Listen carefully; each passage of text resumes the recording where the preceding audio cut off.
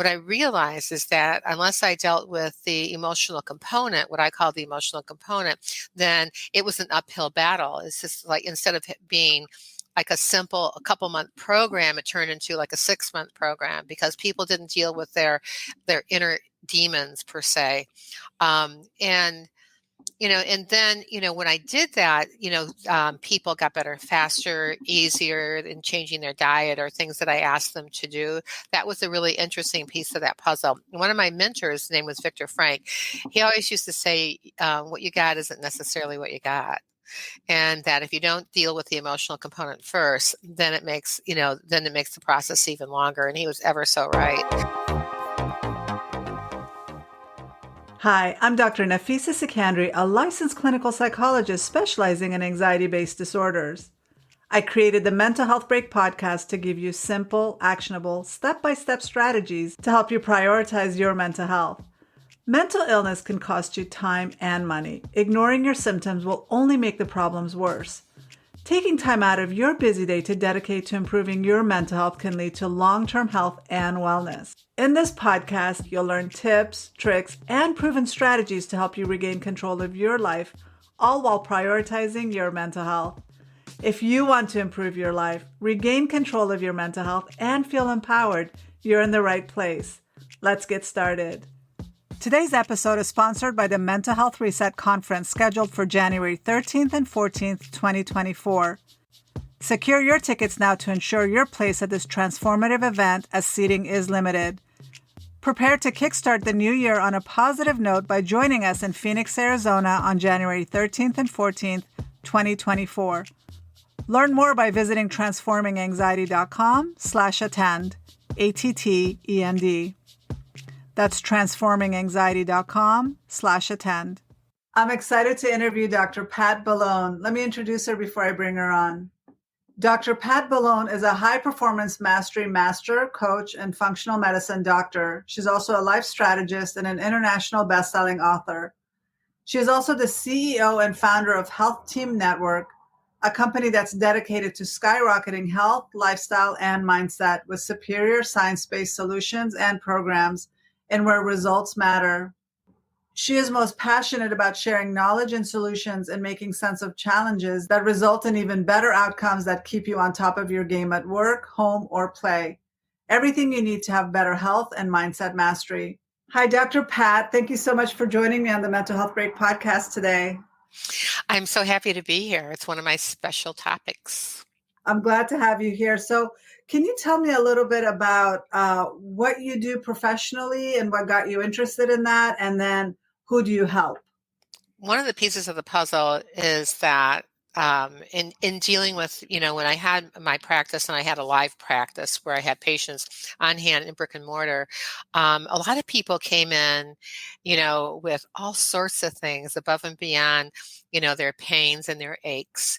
And one of the pieces of that is that, when they came in, what I realized is that unless I dealt with the emotional component, what I call the emotional component, then it was an uphill battle. It's just like instead of it being like a couple month program, it turned into like a 6-month program because people didn't deal with their inner demons per se.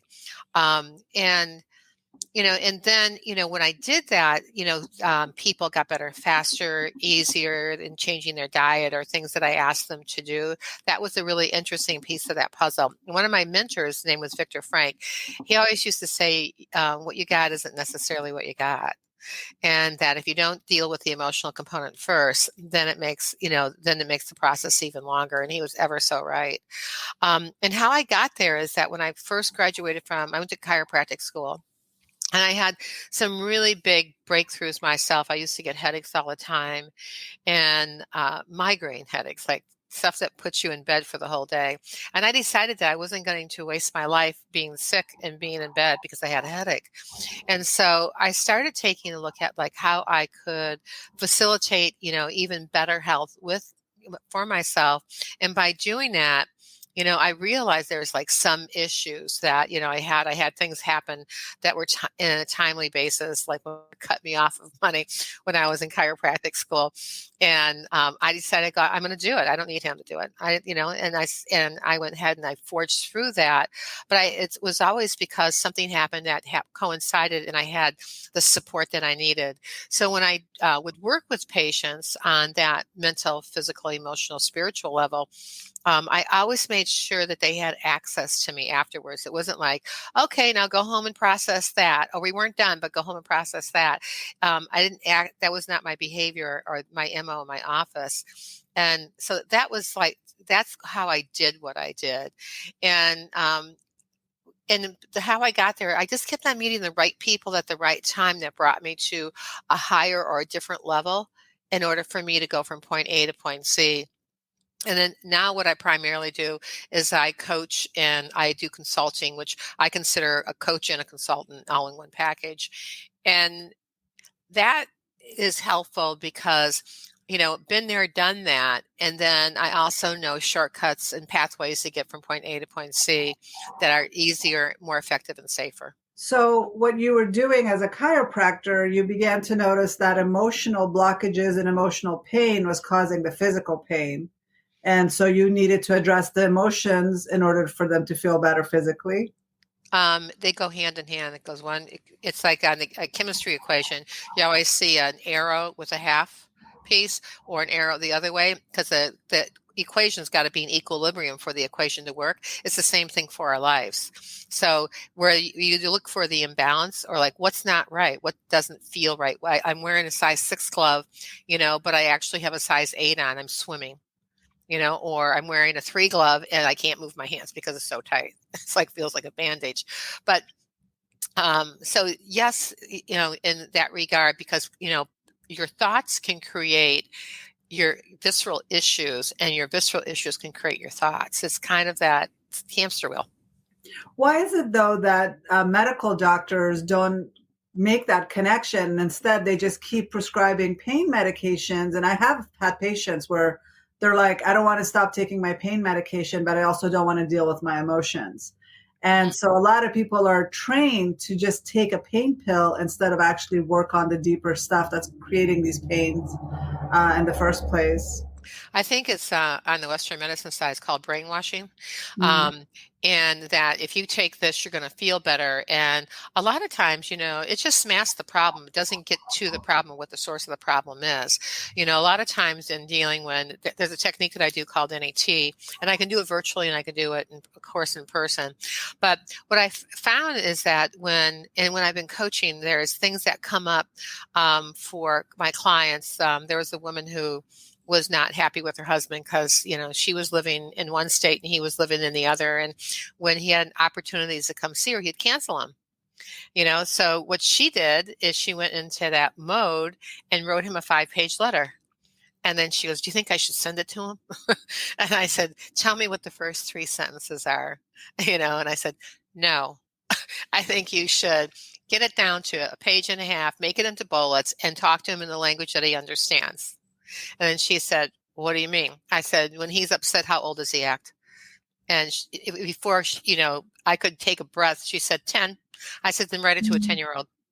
Wow. Because a 10-year-old is what he's going to understand. So if you write it to him, and I go, you've got to change the first 3 sentences. You have to tell him something that you like about him. No matter how mad you are at him, there's got to be something there, else you wouldn't be wasting all this time in putting your feelings into a letter if you didn't care. And I said, so figure out what those things are and then tell him that first, and then tell him something that he probably doesn't want to hear in a softer way, and then come back and say something nice and then tell him. That would be the sandwich method. You say, you say something nice, you tell the bulk of the problem, and then you end it with something nice.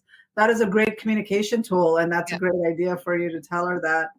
Well, it worked. He ended up getting on a plane a week later, and coming out there. He didn't move. But I was really glad to see her, take that, because it gave her so much power on her side and empowered her. She called me up in the middle of the week. She said, I haven't felt this good about myself in 17 years, and I went, awesome, and I said, let's keep that going. Well, this just talks to how much our mind and our subconscious mind controls our behavior, but also our physical movement. Hmm. And so when we have blocked emotions, when we have suppressed emotions, it makes our body tense, right? It makes us hold on tighter than we realize. And we don't really realize that we're holding on like that. And so our pain does become worse. But what we've learned is to put a band-aid approach on it, right? Just take a pill, numb ourselves, drink, smoke marijuana, take pain pills, and not to actually sit with those feelings and talk about them and process them. Hmm. Is that what you do with the people that you I work with?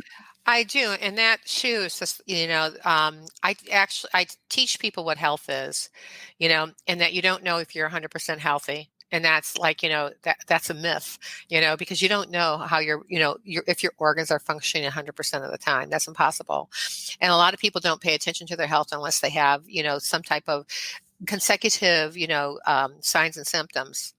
So when, we keep on, like if we don't manage our thoughts and can't master them and command them, then whatever you do to fix those other problems, whether it's toxicity or whether it's trauma and inflammation, you know, whatever you're thinking on does that by about 7 times.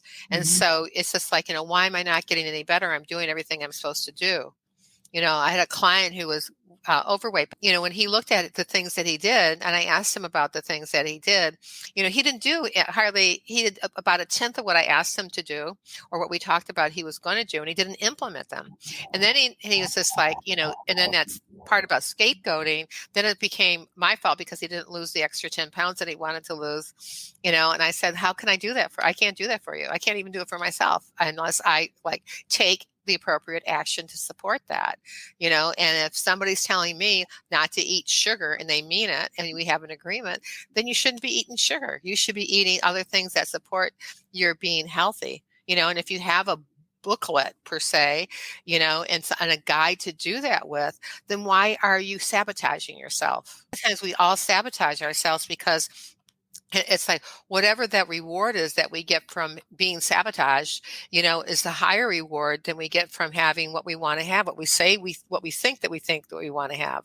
And so that's a hard piece for people to get their heads wrapped around that. We Go do ahead. sabotage ourselves on a regular basis, but like I said, it's all subconscious related, and we might not even realize we're doing that to ourselves. Hmm. And now you're also an acupuncturist. I'm trained as an acupuncturist. Yes, I'm a licensed acupuncture physician, and also I have a master's in Oriental medicine. I mean, I love acupuncture for so many reasons, and pain would be one of them. But are there ways to help block some of these or unblock some of these emotional blockages with acupuncture so that you can start processing some of the feelings? I went to go interview with this guy when I first got my license. He was an acupuncturist. He was on the NCCOM board. And so I always started with people, and I started pulsing and doing muscle testing. And then the part about the muscle testing and the pulsing is I always wanted to find out what emotion was on the surface. Every one of his patients that I worked with that day started crying because I would ask them about being, it's just like, tell me something. I go, I'm picking up that something blah, blah, blah is going on. So I go, what are you processing? What just happened? Yeah, I go, because I said, I'm going to say that you're sad about something or you're in a mode of grief, and my mother just found out she has Alzheimer's, and Mm. just, and all that emotion came up. You got this from muscle testing, not necessarily acupuncture, though? Well, I'd use the meridians. So I use specific points on the meridians to do that with the muscle testing. And then I Mhm. confirmed it with a conversation. And So it was that very would be effective. acupressure on the meridian points versus the needles? Well, you could just, what I tapped into is I did needles, but I didn't do needles for that particular thing. I did needles after I figured out what I wanted to do. But I figured that when you're doing needles on somebody, if you don't take care of the emotional component, then that's just sitting underneath and it's like waiting to surface. and as soon as something else, gets, pulled away, then the next thing comes up and the next thing comes up, and so what, and I also look at like what needs to be handled that day. And Mhm. then what they came there for originally. Like if it was, they have low back pain, they have, problems with digestion, infertility, things like that. Then they got needled for that afterwards. But I wanted to take I always have, even when in chiropractic, there's a technique that I used to do that. I always took care of the emotional stuff first, and then I would adjust after that. So I just kind of carried that methodology with me from, what I learned like years ago, into acupuncture also. But you just find where a point is on the body that relates to it. The stronger points on the body are usually closer to the hand or closer to the feet. So if I'm going to muscle test somebody, it's easier for me to use, an entry point or an exit point. And those usually are they're on the feet, on the extremities, or they come up and they end up on the face, or from the face they come down and they go to the hands. And those are the major meridians, and you can pick something from that, and from those pieces of the puzzle. I love your approach because not a lot of chiropractors do that. Last year, I had the worst pain in my shoulder, and I was in so much pain I couldn't even move. And so I went to one of those. They're like franchises, little. The joints. Yeah, Yeah.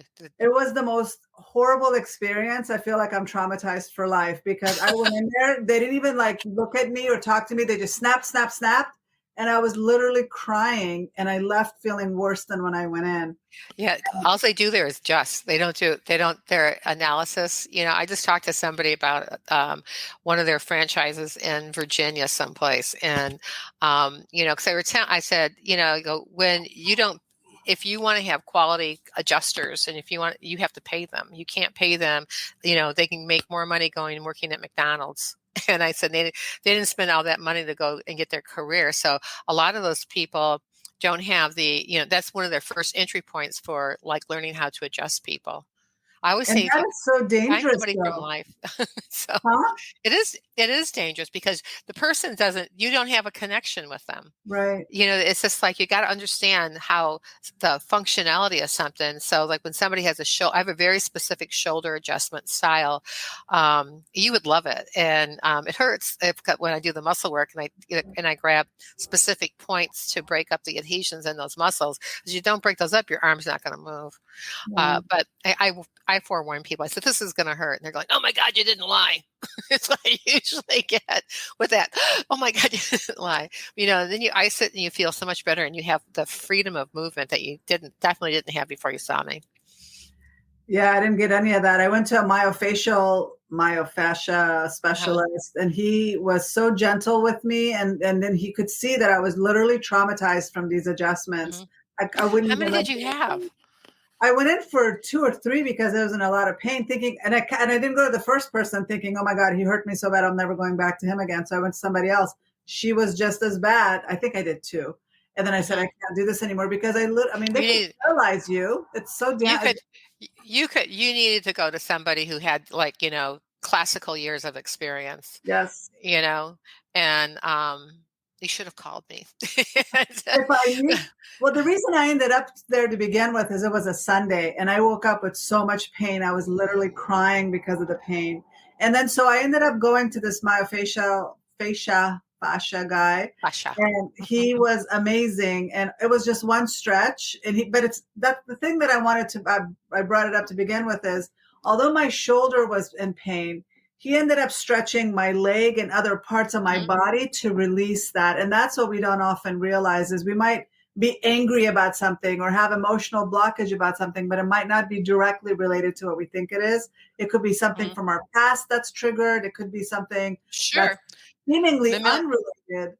mammalian brain triggering once again, Right. because mammalian brain stores all your emotions and everything that's ever happened to you from whenever, so, when you stimulate that, then you have that same emotion. So if you buried something deep and if you don't handle the emotional component to that, it's there. And if you've got to take a look at what that is and be able to release that so it doesn't control your life or kill you at some other point in time, because it keeps on, it's a toxic, collector. It's like, where's more toxin? Bring it my way, and that type of thing. And in the mammalian brain, when those things trigger off, you have to be able to have your consciousness level so that you can mentally cancel it, push it away, and then be able to take your conscious brain. And that's where your affirmations come in, either early in the morning, at night. I am healthy, I am vital, I am active, I'm successful. I see my neck 100% better and whole, Yeah. and and so, and being able to follow that like specific train down with that. So it's a really interesting, like, the pieces of the puzzle, when they start to fall in for somebody, there's a lot of excitement with that. But that mammalian brain, and the lizard brain, what I call the lizard brain or primitive brain, they work a lot of times together to like sabotage you, and cut you off at the knees, thinking, no, no, no, no, you're not going to win this time. Off my shoulder you go. And then you can do better things. You can have more control and command of your thoughts. Well, my specialty is anxiety, and my goal with my patients and my online students and whoever I work with is to empower them to take control of their thoughts, because it all starts there. Our thoughts end up creating our reactions, and we catastrophize. We blow up a small, minor situation, and then we react accordingly. And so we do, like what you're saying as well, is once we have command of our thoughts, once we have an understanding of what's going on, and once we do the work of practicing the affirmations and being Mhm. more aware and mindful, we're able to be more in control of our lives. Is that what you're trying to say? Or Yes, that's really quite true. The other component that you didn't mention there is about the nutritional component, because diet is definitively related to, and all your immune system basically is in your gut. But diet is a precursor to your emotions. So yep. if you're upset, you're not going to digest your food, and Mhm. and also eating certain foods can set off depression and anxiety too. So being mindful about what those components are, and just don't buy them. But yeah, we vote with our dollars. And I'm Yeah. a very big supporter of the diet and nutrition and the gut brain access. And so I teach my patients about eating healthier. And a lot of them end up improving so quickly when they make that just a dietary adjustment. Hmm. Oh Or yeah. even the sleep adjustment without even dealing with the emotional piece Hmm. A lot of initially. times you fix one, you fix the other. Mhm. I had another client one time, when I first met her. She was working in a chiropractic office, and that I was covering for, and she had this red splotch on her leg that was probably about 8 inches long, and a couple inches wide. And I said, "Where'd you get that from?" And I said, "You can buy it at Neiman Marcus, Season or Macy's, or any of those places like that." And she said, "No, it started out really small when I was a kid." She goes, "It just has gotten, bigger and bigger." And I said, "Well, it's interesting because it's all along like the stomach meridian, and at, like, right by the shin bone. And there's a lot of stomach points and gallbladder points and liver points around there, and the spleen and all that stuff like that." And I said, "It'd be interesting to see where that, where that leads to." So we started working together because she wanted to just get in better health, and I needed some help doing something, and she had the expertise doing it. So she did that piece for me, and when we were looking at one day we were talking, and her brother came to visit the family, and the whole family emotional dynamics got up. She was anxious, she was frustrated, she was feeling insecure. Her father was paying more attention to her brother. I mean, this is like goes back to from when they're childhood. And these people were close to 40 and 50 years old with families, with kids of their own. So and I was pressing her about something, and she got real quiet. And I said, "So who do I remind you of right now, your mother or your father?" And she goes, "You think this is funny, Dr. Pat?" I said, "No, I'm a serious question. Who do I remind you of right now, your mother or your father?" And, and she said, "You remind me of my father." Mm. And I said, and I go, "How's that make you feel?" "I don't care if you like me." And I said, "Or love me." right now, but I want you to love yourself. So tell me about your father, and then we worked through some stuff with her father and that. And about a month later, she said she took a picture of her leg and she sent it to me. And the spot that was about 8 inches long was now about 6 inches long. It started to recede. And she goes, "Do you think they're related?" I said, "I don't know." And I said, "But I do know you're a lot healthier in your mind, mentally, physically, emotionally, spiritually, and socially." That's amazing. I know a lot of people are struggling with alcohol, and Mhm. on the one hand, there's so much push in the media about how alcohol is a social drug and it makes us happy and we can, celebrate with it. But on the other hand, if you drink a little too much, then you're ostracized by society. So, how do you explain not drinking to the people that you work with? Because obviously, I mean, a lot of people, including Dr. Amen, have said no amount of alcohol is healthy. So how do you explain that to people that have an issue with alcohol? Alcohol is sugar, and sugar creates inflammation. And if you're not metabolizing sugar correctly, then you're creating more inflammation. And if you want to have more inflammation, then you're going to be sick. Mhm. And, and so I go, so the question is, do you want to be healthy? Are you willing to do what it takes to be healthy? If that answer is yes, then you have to stop drinking alcohol. Does it mean you have to stop drinking it forever? For some people, for sure, but other people, it's just like, to readjust the clock in the body so the body's working properly now. And it's just because I grew up very French, and in France, you don't drink wine to drink wine. You might have it if you're at a cafe or something like that, but you have a glass of it. You don't have a bottle of it or 2 glasses of it. So, but you do have it to complement the food that you're eating because, wine is considered a carbohydrate and it's also, um, and all carbohydrates are carbohydrates, but it also can complement your food and help you digest your food better if it's paired properly. But a lot of people just don't know how to do that, so it's much easier just to avoid it, and then teach them about food combining, and like what foods go better with, this food goes better with that food. It helps you digest it and you get more benefit out of that. And it also helps heal your gut because when your gut's healthy, then you can absorb the nutrients where you're supposed to absorb them, not like, 2 miles down your intestinal tract, Mm. and that type of thing. Because protein is absorbed later on in the large intestine. It's broken down. It takes a lot to break down protein, so it's absorbed later on. And then a lot of times this is the reason why you would never want to drink milk other than there's a lot of mucus in it.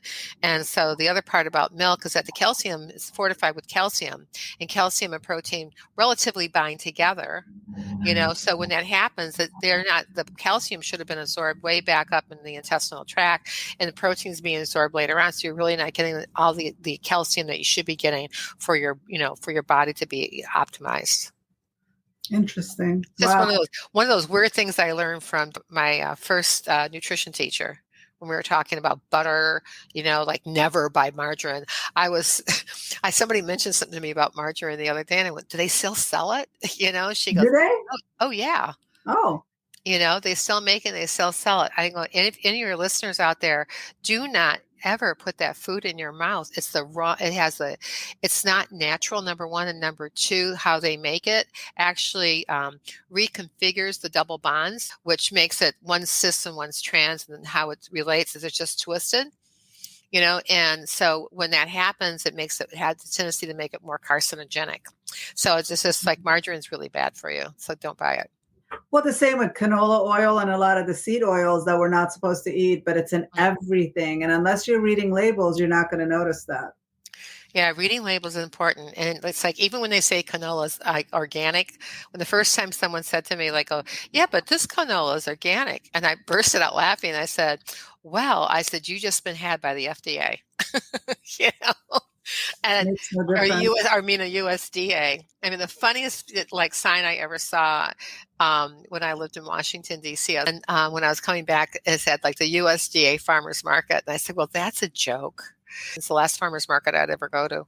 It says, I don't care what they gave it to you for free, that kind of thing. Yeah, our food is being hijacked, our Mhm. air is toxic, our environment, we put a lot of toxins on our body. And Got to read so labels. yeah. Yeah.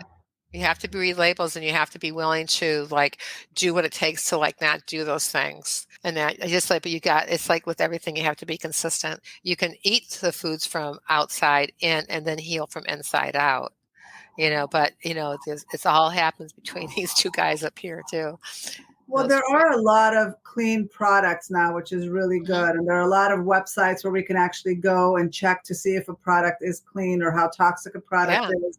So there's a lot of them out there. And so it does all seem overwhelming. But if we make this a lifestyle habit, if we're constantly checking, Hmm. reading labels and making sure to put stuff back that are too toxic for us, we are able to make a difference. We're able Hmm. to allow our body to heal itself. And that's what I want to empower people with, that we can heal our bodies if we give our bodies a chance to do the work instead of flooding it with toxins from like on our skincare and our gut and what we breathe in. So Hmm. For sure. For sure. You know, there's the other app that's really good for that. It's a French app, but it works all around the world. It's called Yuka. It's Yuka. okay. And that, looks at like, foods, and it gives you good information about that. It's a really friendly app, and that you can use like anywhere. And and it's very informative. But I think Dirty doesn't, it helps. It's more helpful when people submit an item that they're looking for, and they're looking for what the ingredients that are on there. So my rule to help everyone out on your listenership is that read the label, and if you don't understand the word, create a document in Excel and put that word in there. And then who cares if you can't pronounce it? Because some of them are so, they're tongue twisters, even when you know what the word is. And look up what the side effects are. Mm, And then you have to ask yourself, why are they putting that in there? Because if they can use rice fiber, to use as a filler in a pill, why are they putting methyl stearate in it? Or cellulose, which is primarily most cellulose that they have in your Parmesan cheese, and also in a lot of, like fillers, it comes from sawdust. or So hair. yeah, I mean, it's pretty scary when you think about some of that. When you Well, start it's reading labels and cheaper. reading it. Yeah, Hmm. the manufacturers use cheap products to sell us they're to make the products, and then to save money on making these products. They can actually make money when they sell it, and we're the ones consuming, and then we're consuming blindly. And we need to educate ourselves and just read the labels and like you said, if we don't understand something, start building a resource so that you can start recognizing those same things. Right, especially like in skincare. The piece of cheese like pecorino costs you $8 or something like that, and a bottle of, like Parmesan cheese or Parmesan Reggiano, costs you like $1.23 or 2.50, probably $3 now, and that. But the thing is that you don't use that the right, the whole thing anyway. So if you're grating it fresh on your food, you're probably going to use that one piece the whole time, unless you have a family of 8. Use that one piece for quite a while. And if it starts to get moldy, because it's not a processed cheese, you just cut the part off that's moldy and you can still eat it. Yeah. Unless it makes you like when you put it in your mouth, you go like, oh my God, this is disgusting, you know. But a lot of times people are eating mold in their food all the time, especially like with Parmesan cheese that's been sitting in your refrigerator forever. And it's like you can't always see mold. Mold, some of it's invisible. Yeah. So anyway, not to scare anybody, but I have this feeling that everyone's getting up and running to their kitchen right now and opening their refrigerator door, going, gone. I'm going to get rid of that. Well, I keep my cheese in the freezer, and it's very easy to use it right after. It's like Mm-hmm. I can keep it in there a lot longer, and then when it's ready to be used, it's really easy to thaw it out and use it. Mm-hmm. Especially for that kind of hard cheese. Hard cheese is really good for that. Or else you can grate it frozen. Right. And that makes it, that even makes it all the more palatable. Well, as somebody that's French, you do recognize that when you go to France, the food there is different than Oh here. yeah. Even the fast food is different from here. And even the skincare products, there are things that are banned in Europe that are not banned in the US. Oh, And for sure. The list is huge. I mean, if you go buy Heinz ketchup, even in the UK, it doesn't have any toxic chemicals in it. Yeah. And if you look at this government here, it's like, I swear to God, they're out to kill all of us. There is that, if you look at it, you're going, why is that? Why is it that they make it, wouldn't it be more cost effective to make it the same? It's just like, Mhm. or is there so much extra stuff in it that you're really saving, like 25 cents on a bottle, because if you're selling, thousands of them, so, my go-to ketchup is at Trader Joe's. and, so is my Dijon mustard. Well, food companies, pharmaceutical companies, makeup and the makeup industry, all of them get away with what we buy. If Hmm. we're willing to fork over our money, because we can vote with our dollars, if we're willing to fork over our money and not really care about what's in our Hmm. products, Right. then they can get to continue to do what they're doing. But if we say, no, we want more transparency, we want less chemicals, then they will be forced to hear if enough of us speak out. But enough of us are not speaking out here, where in Europe, they have higher standards for their food and their skincare and whatever else. So that's what makes the difference. Like when you say about not speaking up, I used to live in DC, and my biggest takeaway from living there then is how complacent people were. Mm. I mean, I'm thinking when I grew up, we had, like Kent State University, and people were rallying against the Vietnam War, and people, came out in droves, and they were driving that message by numbers of people. But people don't do that. They're scared to speak out. And they're scared, and they have a fear that if they say something that, no one's gonna like them, or else they're gonna be, pointed to. That person said that, and that type of thing. Some people will say that this is the age of anxiety and that there's a lot in our environment and in the news and our surroundings with social media, with comparing ourselves to other people, that it's making us anxious, making us more on edge. And so it is, I think, way more crucial now than ever to be more mindful about what we're eating, the amount of sleep we're getting, and making mental Mhm. health a priority so that we can function. Otherwise, we're all going to just completely fall apart and not be able to take care of ourselves or take care of our families. And so this is why I created this podcast and just my book and my courses. Everything is to empower people to prioritize their mental health, because we're going to need to have our wits about us moving forward in life, because there's so much that's coming at us. And if we're not able to calm ourselves, we're not going to be thinking rationally. We're not Mhm. going to be able to problem solve in a way that's cognitively better for us. We're not using our brain in a healthy way. It's a really uphill struggle for when you get into that catch 22, for that, so that, not having, and teaching the tools that you help people with. It's just like, how do I step back? If I get bad news and I'm reacting to it and I'm getting anxious about it, what is it that I do? Mhm. And it's just like, I meditate. And, I lay down, I close my eyes, and I take 21 minutes and I do nothing, except focus on being healthy, and being in a different state of mind that's more functional, so that no matter what happens around me, I carry peace of mind with me 24/7. Well, yeah, because you're Right. solid on the inside. You've been Right. working on being solid on the Yep. inside, but a lot of people don't have the luxury to lay down for 21 minutes because their kids Hmm. are screaming, their husband's demanding something, their wife is saying something, their boss is It's calling, true. and it's so chaotic. But they've said that a lot of the domestic violence phone calls that the police receive are the result of too much noise in the house. So Hmm. imagine having a bunch of kids running around, your wife is screaming, your husband is screaming, whatever, and the TV is blaring. And all somebody has to The do is bad combination. right. But once you turn that TV off, Hmm. it changes the dynamic in that family.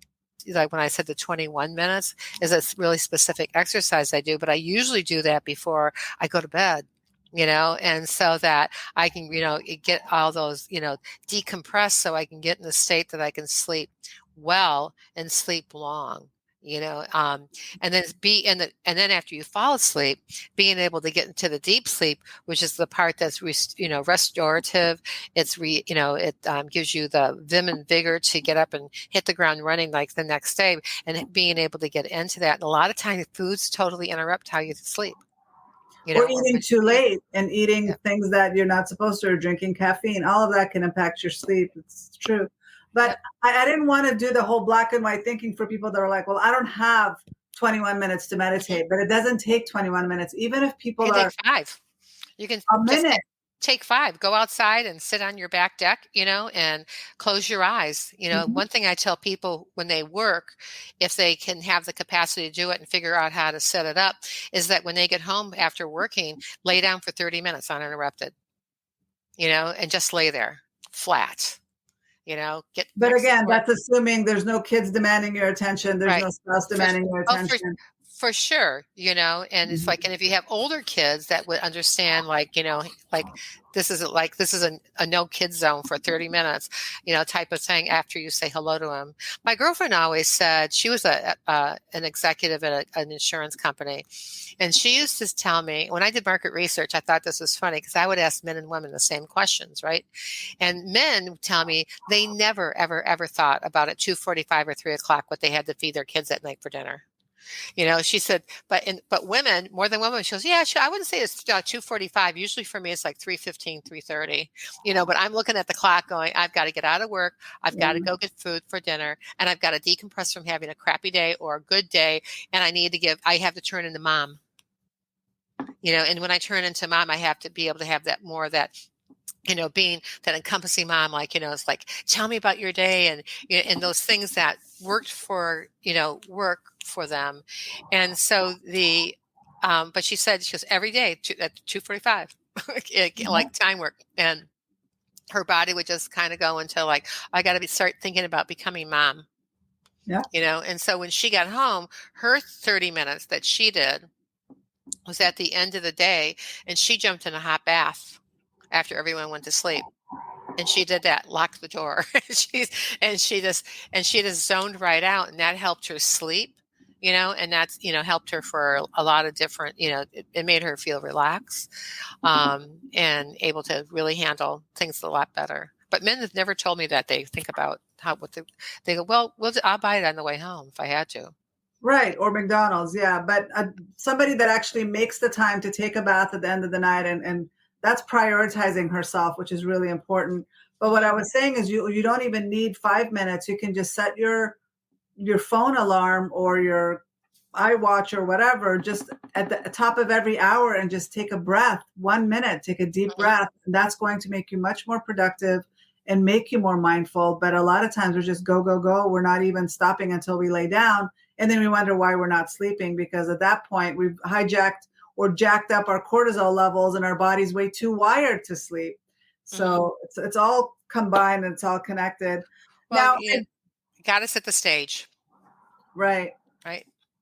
You have Gotta- something called the zone of genius. Can you talk a little bit about that and how it improves productivity? Um, I have, I read a book, by a guy, and he talked about Einstein's time. And so Einstein's time for some people is their zone of genius. For some people is being in their groove, and for some people it's in their vortex. Whatever word you want to use doesn't matter. But being in your zone of genius is that when you're in that, you know that you know that you know that you know. And the universe plots for your positivity and for your success, so that when you do that, and you can have control of your thoughts, and you have command over negative thoughts. The negative thoughts you got to push away, like, and cancel them. But when you're in your zone of genius, you get things done. You meet the right people, and like I always call it, like you could also say that you're a grace magnet. Good things come to you, much more easy. And so in that zone of genius, I always use it on a time scale. And as when I worked, I never thought about what time it was. I just focused on what I had in front of me, and I put my intention into that. And it was fun being in that zone, because then you were efficient. You didn't have to sweat the small stuff and you just forged ahead, and it all seemed to work together. Just because when you are, things just happen for you, and they're usually positive. Or if it's something that doesn't exactly work out, then you just ask yourself, what am I supposed to learn from this? And think about it, maybe journal it, and then move on. There's nothing you can do about your past. There's something you can do about your present and moving on in the forward in your future. So you're in a flow, you're in a zone of just, You're just moving. you're more efficient, you're more productive, which is really great. Well, And your thank you thoughts for, are clear, right? Your thoughts are very clear.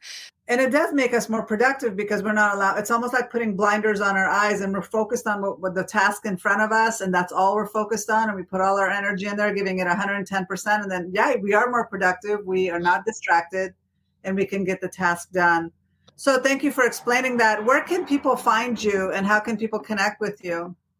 Well, people can connect with me off my website. My website is called healthteamnetwork.com. There's a lot of different venues on that website, and ways to get on my calendar and information that you can do. There's some assessments, some science-based assessments on the front opening page. You can ask me a question on the front opening page. There's a microphone for you to use, and you can click on and do that. People can get a hold of me on Facebook. On my page is Ask Dr. Pat, ASK Dr. Pat, and I usually go off of my personal page on Facebook more. And my LinkedIn account and Instagram are Instagram.com, LinkedIn.com, and LinkedIn has a special /IN/Dr. Pat Boulogne, just as you see it here, but all one word.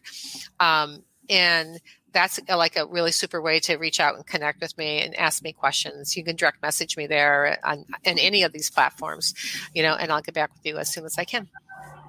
Well, thank you for that. Thank you for joining me today. But anyway, it's been a super, super big pleasure being here and like batting around ideas and brainstorming with you. And it's so nice to meet you and be able to have that brain share with you. I think it's great.